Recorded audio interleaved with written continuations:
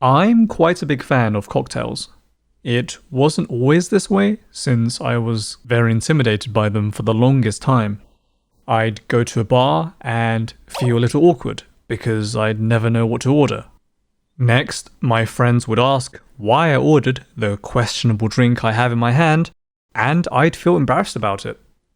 In hindsight, I don't think anyone actually cares about what you're drinking, so I probably am overcomplicating a simple issue.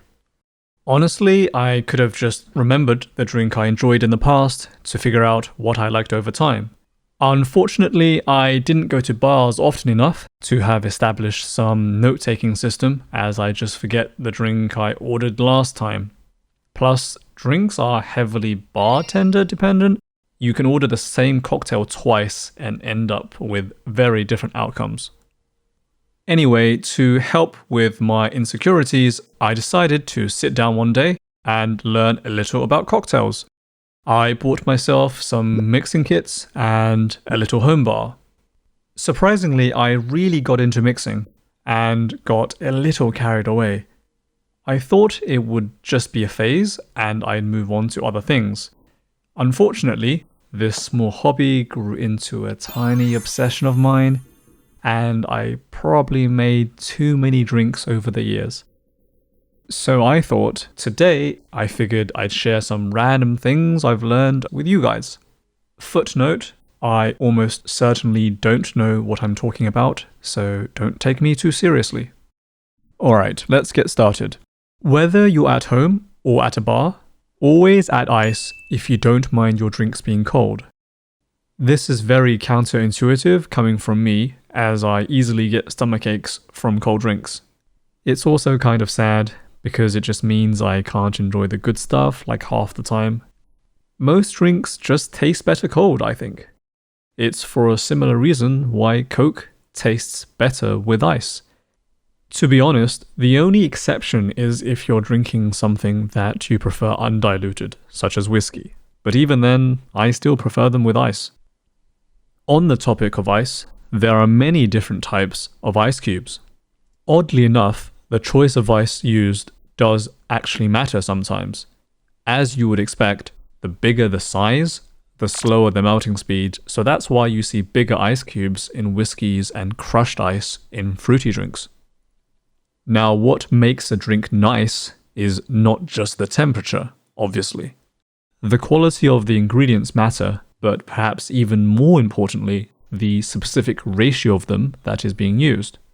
You can have the right ingredients, but if the ratios are not well researched, then it will still taste bad. By the way, don't be too impressed by bartenders spinning bottles and messing around with cocktail shakers. Spinning bottles while doing backflips is cool and stuff, but guessing ratios without measuring properly just ensures the drink will never be optimal. Maybe I'm just a boring person, but there we are. Garnishes are decorations you put on drinks and are a pretty big flex if you can make them well. The fancier they are, the more you can impress your friends, and it also means you can take better Instagram photos. Making them though takes some practice and it can be time consuming, so I find it better to master the drink first if you're making it yourself before moving on to garnishes. Another interesting rule is that the garnish should be an ingredient present in the drink. For example, you shouldn't put an orange wheel on a drink with no orange in it.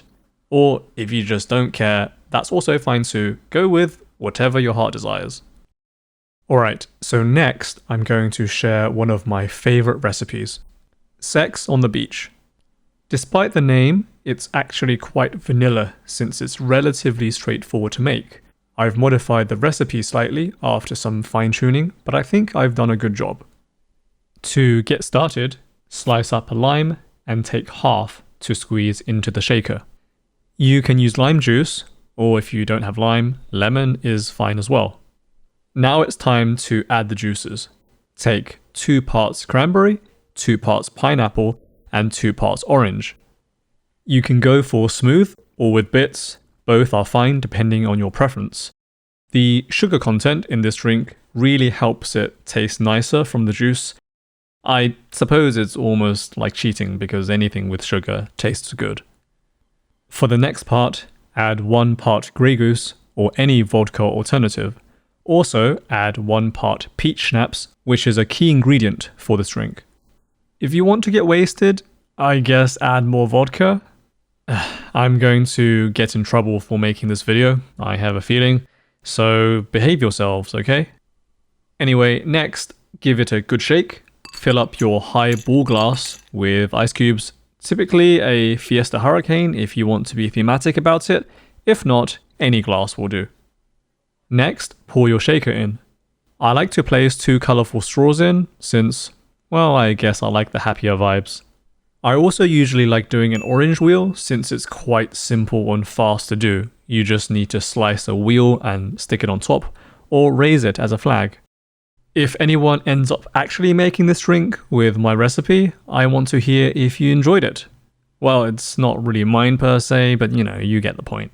I'm a big fan of this one, as it's an easy entry into cocktails, and a lot of people like it. Sex on the beach for me, it's a foolproof drink that I always fall back on if there's nothing else I want. Oh, and final point, in the UK, plastic straws are now banned because, environmental waste, climate and stuff. They have been replaced with paper straws, which is nice, except they will slowly dissolve in the drink after like 20 minutes, so it's kind of gross. I don't particularly like metallic straws either because they're a pain to clean. So if anyone wants to start an underground plastic straw operation with me in the UK, let me know.